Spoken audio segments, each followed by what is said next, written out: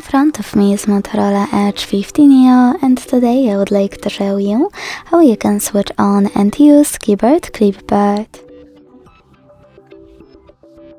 Begin by launching your keyboard and clicking on Clipboard icon at the top of it. Then use this switcher at the top right corner to activate it, and to use it, tap on the top left corner to go back to standard keyboard. Now you need to copy or cut any text, and to paste it instantly, click on it at the top of your keyboard.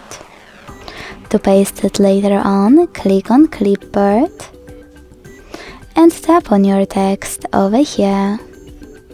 If you want to pin it, use pen icon, click on your text and tap on pin icon. You can unpin it the same way.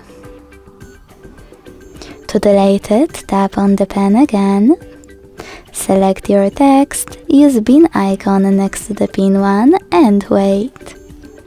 To disable Clipboard completely, use the same switcher as before. Thanks so much for watching. If you enjoyed this video, leave a like, comment and subscribe. Bye!